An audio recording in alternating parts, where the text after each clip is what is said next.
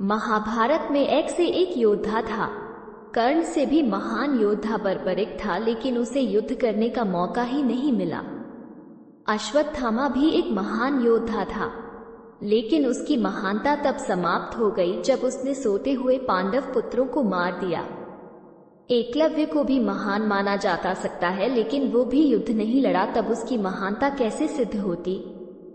द्रोण, भीष्म और श्री कृष्ण को हम इसमें शामिल नहीं कर सकते हैं, क्योंकि वे तो देवता थे। दरअसल कर्ण ही एक ऐसे सर्वश्रेष्ठ योद्धा थे जिन्होंने विपरीत परिस्थिति के बावजूद खुद को एक श्रेष्ठ योद्धा के रूप में स्थापित किया था, और वो भी धर्मसम्मत रूप से। जानते हैं कर्ण के बारे में वे तथ्य जिनके कारण उन्हें महान योद्धा माना जा सकता है। 1. अर्जुन का साथ देने के लिए जगत के स्वामी थे, लेकिन कर्ण का साथ देने के लिए दुर्योधन ही था। अर्जुन पुनर्तः श्री कृष्ण पर आश्रित थे, जबकि इधर दुर्योधन खुद कर्ण पर आश्रित था। 2. कर्ण को द्रोण ने वो संपूर्ण शिक्षा नहीं दी जो उन्होंने पांडवों या कौरवों को दी थी। फिर भी कर्ण ने परशुराम से बची हुई शिक्षा छल से हासिल कर ली थी। यदि कर्ण अर्जुन के बराबर योग्य नहीं होता तो भगवान परशुराम कर्ण को शिक्षा देने के लिए तैयार नहीं होते। 3. कर्ण एक सच्चा मित्र होने के साथ साथ ही दानवीर भी था। स्वयं भगवान श्री कृष्ण इस बात की पुष्टि करते हैं कि कर्ण से बड़ा दानी कोई नहीं। कर्ण जब ये जान गया कि मेरी माता कौन है और मेरे भाई कौन है, तब भी उसने मित्रता का धर्म निभाया। 4. श्री कृष्ण की योजना के तहत कर्ण के कवच और कुंडल को छलपूर्वक अर्जुन के पिता इंद्र द्वारा हथिया लेने के बावजूद कर्ण ने युद्ध को एक योद्धा की तरह लड़ा। 5. कर्ण ने जरासंध को अकेले हराया था, वहीं भीम ने श्री कृष्ण की मदद से जरासंध को छल के द्वारा मारा था। 6. कर्ण के पास भगवान परशुराम द्वारा दिया गया शिव का विजय धनुष था।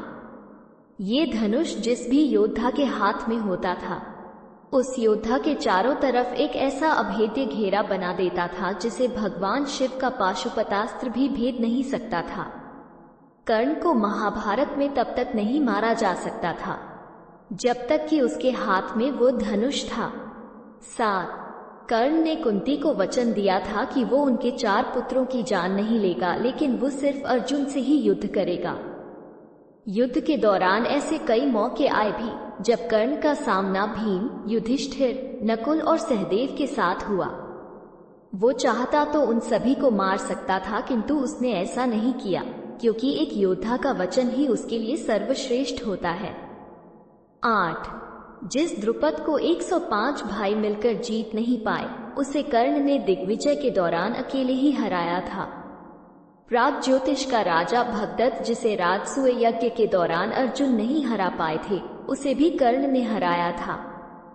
9. जब श्री कृष्ण ने कर्ण को ये बताया कि तुम पांडवों के सबसे बड़े भाई हो, तो कर्ण ने कहा कि हे कृष्ण, मेरी मृत्यु तक पांडवों को यह मत बताना कि मैं उनका बड़ा भाई हूँ, अन्यथा उनकी लड़ाई मेरे प्रति कमजोर पड़ जाएगी। कर्ण की यह बात सिद्ध करती है कि वो पांडवों के प्रति किसी भी षड्यंत्र में शामिल नहीं था, फिर भी युद्ध के सामने योद्धाओं की तरह ही लड़ा। 10. अश्वसेन बाण का संधान दोबारा न करना, ये भी श्रेष्ठता का प्रमाण है। अश्वसेन एक नाग था जो कर्ण के धनुष पर चढ़ गया था, और उसने कहा था कि तुम मेरा संधान करो तो मैं वहां पहुंचकर अर्जुन को डंसकर अपना बदला पूरा करूंगा, क्योंकि अर्जुन ने खांडव वन दाह के समय मेरी माता को मारा था। लेकिन कर्ण ने अश्वसेन को इनकार कर दिया था। भारत की बेटी को इतना प्यार देने के लिए धन्यवाद। कृपया वीडियो को लाइक करें और चैनल को सब्सक्राइब करें। आपका दिन शुभ हो।